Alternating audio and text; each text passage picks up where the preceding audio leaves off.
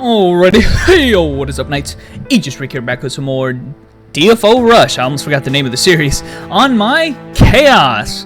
Now guys, the Chaos is not somebody I'm too keen about leveling, but it's very easy. So, I mean, obviously I'm just going to jump on that just because whatever's easiest and whatever I can use my FP quickest on. So, make sure I don't forget to check my gear real quick. I do have a full Halidom set, level 80. It's so easy to... Actually, the reason why I have a Halidom set on her is because I unlocked all the Slayer difficulties with my Chaos. Just gonna say, it was really easy to do. So, do have the on-time bracelet just to give her extra damage, and this is about as endgame as I'm ever gonna get. Here's the notorious Fur Spada that I failed like 28 times or something on to get that refined 7. And by the way, I never mentioned this the other day when I was on my night, but I tried to refine 8. That didn't work. I must have tried more than 30 times or something, but it was, you know, expected. I really should have farmed more than 30 times worth. But, you know, some people can get it on the first time, some people can. I mean, 30 times seems like a reasonable amount. Anyway, I don't know what I was expecting. It's not too important on night anyway. I just wanted to be able to do it with the stuff I had. I just didn't. But guys, Chaos, it goes without saying, Chaos is not going to be, you know, your most exciting class. Not to mention, you know, we're doing scenario dungeons anyways, and Vaughn is coming with us as it is. An interesting little, I mean, I just want to say this right now. We're not really going to go over the quest line here. I don't really want to. I mean, if you care about the lore, you're not gonna find out about it in one of my videos. You're gonna read it yourself, right? So, but this little interaction with Vaughn is pretty interesting. In this one, you're kind of like suspect of what he's doing, so it's a little bit interesting. It's just like, oh, there's intrigue in DFO. Like, oh, what is this NPC up to? You know, like what's Vaughn up to? You know, he's fucked up in the past before. Anyway, no, we're not gonna. Again, DFO lore, really interesting. And this guy, oh my god. Okay, this guy is the last, I guess, normal dungeon boss, and he has his gimmick. Did he do it? He has his gimmick where he changes bodies with you, and if he gets it to proc on you, it's very dangerous. You basically become a clown. You become him, and he becomes you. And the real problem with that, I mean, generally that's just a gimmick that you'd handle, but with Chaos, what ends up happening is he gets your summons.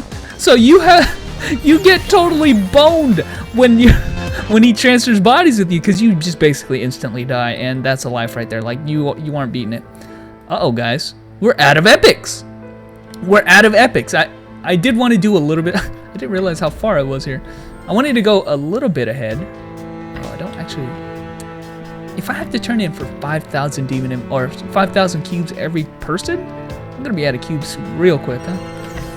Anyway, I wanted to go a little bit ahead to show you guys some extra content, but I guess we're not actually done because there is the dimensional seal. We'll do that. How about that? But, you know, just to show off a little bit of extra stuff. But you can see here the dungeons that you might see in the later videos, and we were just on the last one, this Banquet Hall of Light. The first one we did was Inverted Life Watchtower on my brawler.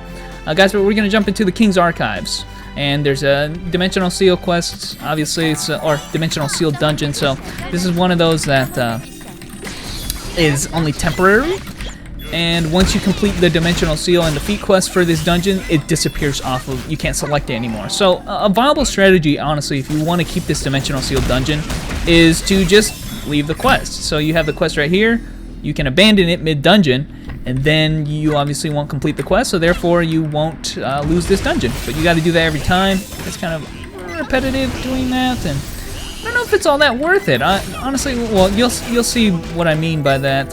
Generally, with the special dungeons, though, is that they have a much higher drop chance for rare things like uniques and such.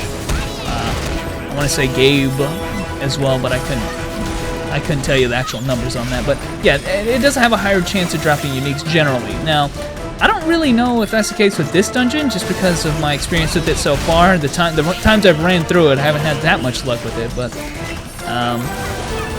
yeah, obviously, you know, scenario dungeon, or sorry, Dimensional Seal dungeons, the special dungeons, would be a pretty damn good place to farm. Now, I do know some people who are using this dungeon because it always costs 8 FP, and there's generally a good number of enemies here. It's actually a good place to farm some of the demon invites from the hell event that's going on right now that You can get demon invites off the regular enemies. You see I'm getting I got like 3 in this room alone. So obviously, you know.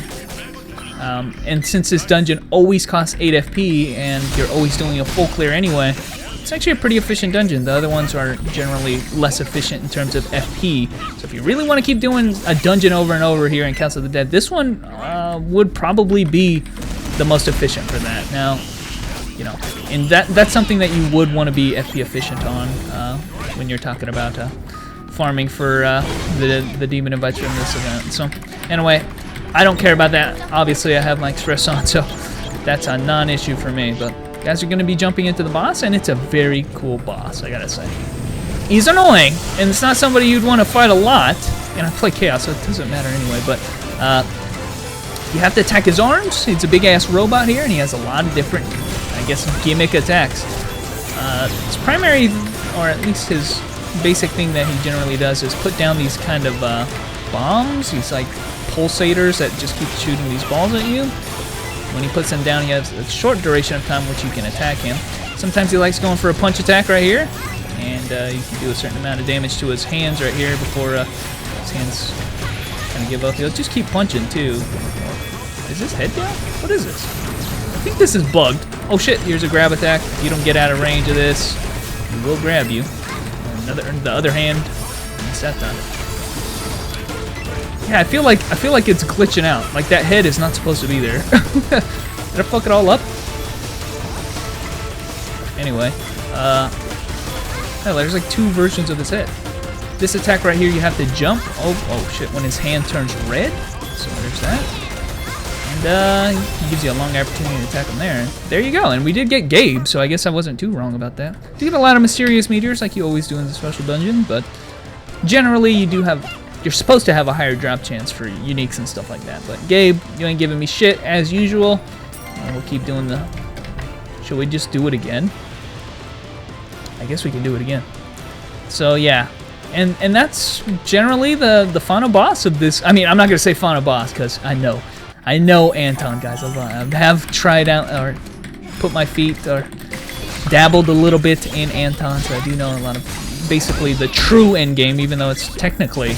canonically before it, but the true end game in this game right now is Anton Raid, so, or Anton Normals and Anton Raid, so, but I mean, when it goes into canonically what's going on with the story and stuff like that, that is the final boss of DFO, and it's been like that. I want to say it's been like that even in the Korean version of the game. So they've released other kind of content, for instance, like guild dungeons and stuff we don't have yet. But as far as I know, regular dungeons, level 86 cap, that is the last guy you're fighting. So if you're like really invested is a good word into the story of DFOs right now, I mean honestly, they're gonna blue ball you for a little bit, I guess. I don't know. The robot is like not even all that important as far as the lore goes. It's just like some kind of guard robot. Did you guys see that? How many of you guys saw that?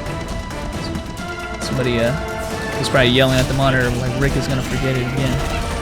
Always fucking forgetting your skill keys, boy. What a... Alright. But yeah, you know, the robot, even though he's like a big ass guy, he's not even like... He's just a guard robot, and that's what they mentioned. They're like, oh yeah, he must be a guard robot. And he's that big, imagine how big they'll be at the top of the tower or something like that. They're like... They kind of brushed it off. I was like, that's the climax of DFO right now? Are you fucking kidding me? Ridiculous, but anyway, I'll tell you what else is ridiculous. This class. I'm not even, you know, here's the thing. I could be using stuff like this and like the portal to like summon guys, and I could be using the genocide crush to be like killing these guys, and you know, that would actually require me to actually play the class to a little bit greater extent than not at all, which is what I usually am used to doing with this class. Since, and honestly, I don't do a lot of harder content. So if you actually took Chaos seriously, which I will never do, you would have to invest a little bit more into a different strategy than just, you know, standing next to guys, which is how my take of the classes. Sometimes I use the Wicked Blood here, and I use like this fancy twist right here to massively buff them up temporarily. But aside from that, I don't usually go for Genocide Crush, because Genocide Crush would require me to resummon the guys, which I'm too lazy to do. Call me lazy, guys, but I think it's just easier this way. And look, his head is stuck up there again. Is it really? It's really weird. It must be some interaction with the summons or something. Kind of ridiculous how he swipes his big ass hand there and he does not grab a hold of any of my summons, right? Not even one. What happens when you fail that? Slammed a couple times. So you'll see his fist right there turns red when he slams down. And now you get a massive opportunity to kill him. Guys, come on. Like, are they not facing this way? Okay, well, there you go. But anyway, guys, there was 3 dungeons on my Chaos. I ain't happy about it. You know, I am happy about it because I'm getting pretty dang close. At least closer than a lot of my classes at getting the max level. Need 40%, which does mean that at least for leveling purposes, after I finish this scenario or this special dungeon, I will have to actually be doing circulation dungeon to get that last bit. But like I said, keeping Express on, it should be a lot easier. But anyway, guys, thanks for watching. And in the next video, we're going to be playing... Well, I'm not going to reveal that. But anyway, guys, thanks for watching. And I'll catch you nights later.